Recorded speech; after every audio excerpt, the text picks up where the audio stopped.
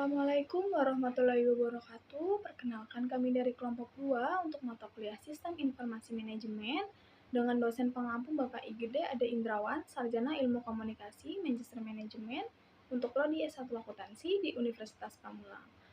Oke, untuk tujuan pembuatan video kita kali ini yaitu untuk memaparkan materi analisa pembahasan observasi lapangan dengan tema Sistem Perencanaan Sumber Daya Perusahaan atau yang biasa kita sebut dengan Enterprise Resource Planning dengan singkatan ERP. Untuk sebelum mulai ke materinya, perkenalkan kami dari kelompok 2. Yang pertama itu anggotanya ada Kak Adinda Ramadhani Alanita, dan yang kedua itu ada saya sendiri, Alivia Aida Nurhaliza, dan yang ketiga itu ada Kak Nurhandayani, dan yang terakhir ada Kak Nurul Atika.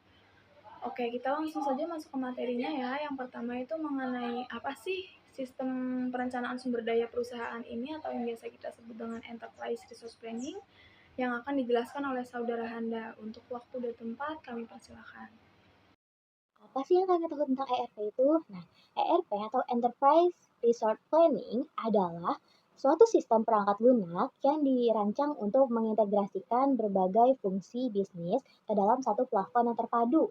Hal ini memungkinkan aliran informasi menjadi lebih konsisten, lebih akurat, dan lebih real-time di dalam satu perusahaan tersebut. Nah, dengan adanya ERP ini, maka perusahaan dapat meningkatkan efisiensi, dapat mempercepat pengambilan keputusan, dan bahkan dapat menyederhanakan operasional sehari-harinya. Nah, selain itu, terdapat dua pengertian juga dari para ahli. Yang pertama itu dari Li Udon dan La Udon tahun 2020 yang menyatakan bahwa ERP ini mengintegrasi berbagai fungsi-fungsi seperti akuntansi, manajemen inventaris, sumber daya manusia, dan pengadaan. Nah, yang kedua ada dari Mangkas et al. Tahun 2013 itu menyatakan bahwa ERP ini menyatukan berbagai sistem yang tadinya berbeda menjadi satu plafon gitu. Nah, fungsinya ini untuk mengurangi duplikasi data dan dapat juga meningkatkan efisiensi manajemen informasi. Nah, yang kedua ini ada komponen utama dari ERP. Ternyata ERP itu bukan aplikasi tunggal loh. Nah, ERP itu merupakan sekumpulan modul yang memiliki fungsinya masing-masing nih gitu. Nah, di sini bakal dijelasin oleh Romney dan Steinberg tahun 2015 di mana komponen utamanya itu terdiri dari yang pertama ada modul keuangan dan akuntansi. Nah, modul ini tuh digunakan untuk mengelola laporan keuangan seperti buku besar, hutang piutang, dan penganggaran perusahaan. Nah, yang kedua itu ada modul manajemen inventarisasi. Nah, digunakan untuk mengelola stok barang, pengadaan, dan penyimpanan, serta pengiriman produk juga. Nah, yang ketiga ini ada modul sumber daya manusia. Nah, modul ini tuh digunakan untuk mengelola rekrutmen, penggajian, evaluasi kinerja, dan ada pelatihan serta pengembangan karyawan. Gitu. Nah, yang keempat itu ada modul manajemen rantai pasok. Nah, di modul itu memastikan kelancaran aliran barang maupun informasi dan keuangan dari pemasok hingga ke penerima atau pelanggan terakhir gitu. Nah, yang kelima itu ada modul manajemen produksi. Nah, modul ini tuh digunakan untuk mengelola proses produksi, penjadwalan produksi, serta mengontrol kualitas dari produk itu sendiri gitu. Nah, yang terakhir nih, yang keenam gitu. Ada modul administrasi hubungan pelanggan. Modul ini digunakan untuk membantu mengelola hubungan dengan pelanggan, serta dapat mengecek informasi pelanggan, dan yang terpenting nih, dapat meningkatkan kepuasan dari pelanggan tersendiri. Di sini saya akan menjelaskan manfaat implementasi sistem ERP. Dalam pengimplementasian sistem ini, terdapat beberapa manfaat bagi perusahaan, yang terutama dalam hal efisiensi operasional dan juga integrasi data. Beberapa manfaat utama ini yang dikemukakan oleh Laudon dan Laudon 2020. Apa aja sih manfaatnya itu? Nah, untuk manfaatnya di sini ada 5. Yang ke-1 itu integrasi data yang lebih baik. Yang kedua, peningkatan efisiensi operasional. Yang ketiga, membantu mengurangi biaya operasional. Yang keempat, pengambilan yang lebih cepat dan akurat. Dan yang kelima itu ada kepatuhan terhadap peraturan. Maksudnya, sistem ini dapat membantu perusahaan untuk mematuhi peraturan dan standar akuntansi yang berlaku. Selanjutnya, saya akan menjelaskan tantangan dalam implementasi sistem ERP. Tantangan yang kerap dihadapi dalam proses implementasi sistem ini jika tidak dikelola dan ditinjau dengan baik menurut pendapat Reynolds tahun 2012. Apa aja sih tantangannya itu?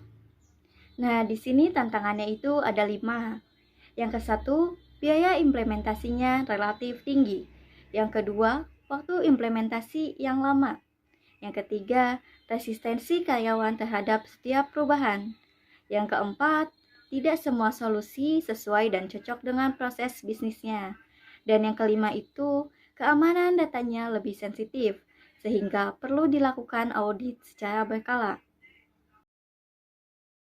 Kenapa Unilever butuh HRP? Unilever di Indonesia punya banyak produk dan pabrik mulai dari sabun, makanan hingga minuman. Karena operasinya besar dan kompleks, mereka butuh sistem yang bisa bantu semua bagian perusahaannya bekerja lebih rapi dan saling terhubung.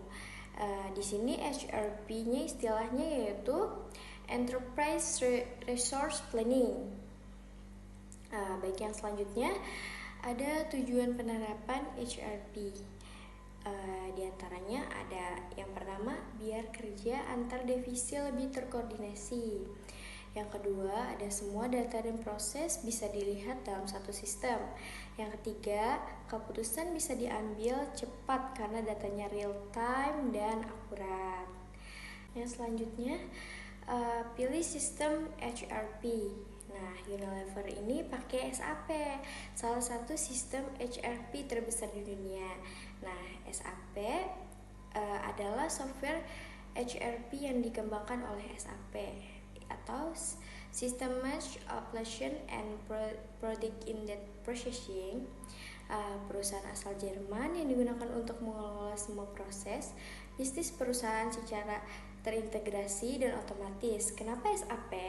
Karena bisa dipakai di banyak negara, stabil dan cocok untuk perusahaan yang besar.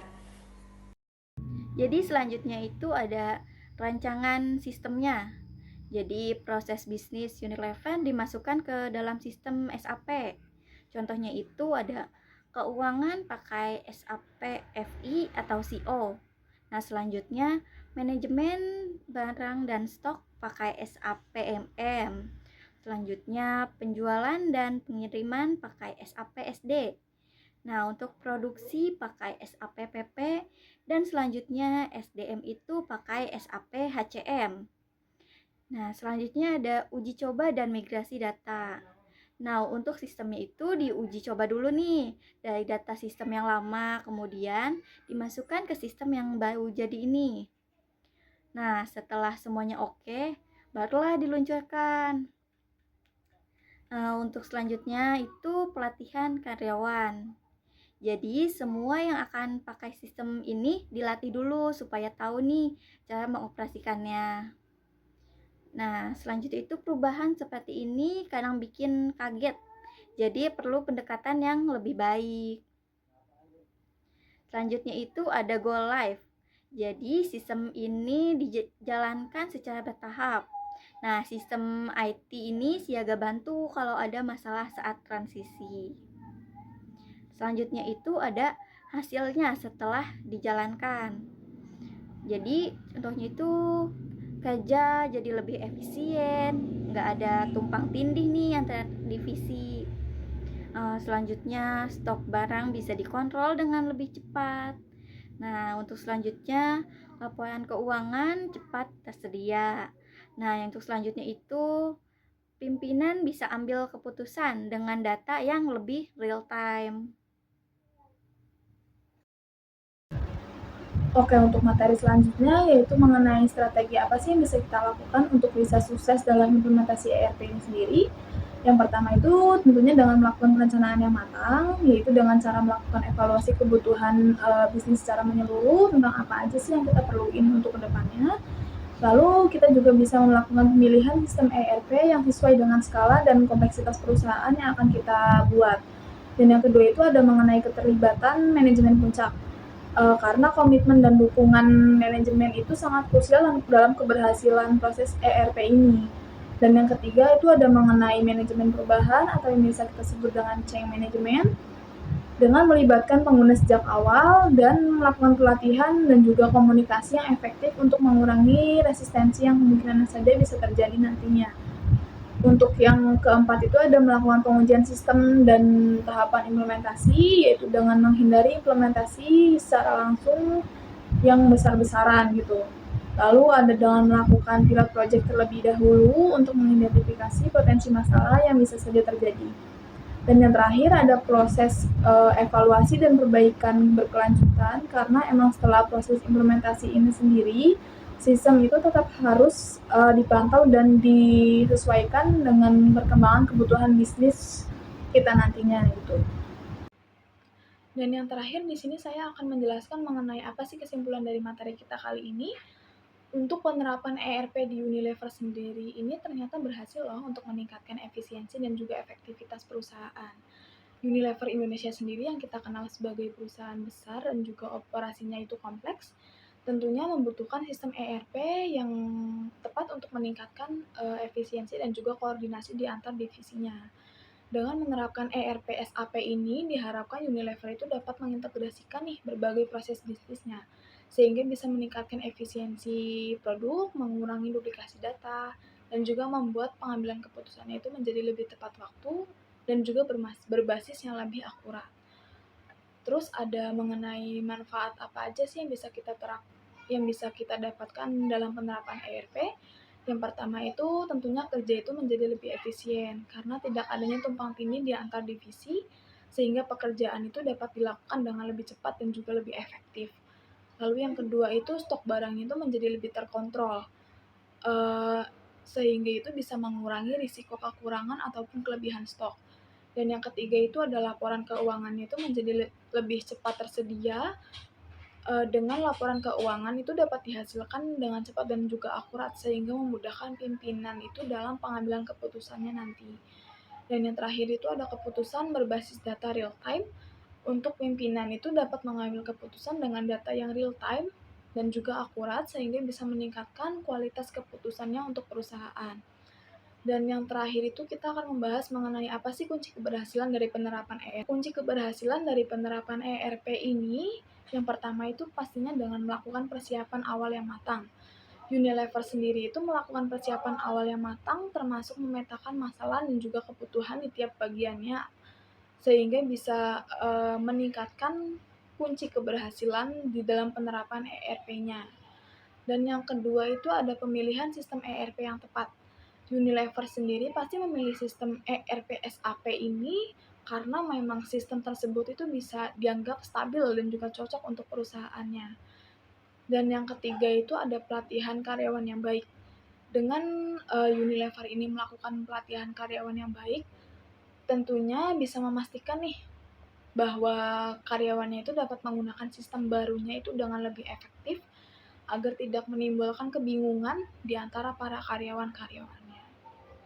Oke, sekian materi yang bisa kelompok kami sampaikan. Apabila ada kesalahan, mohon maaf.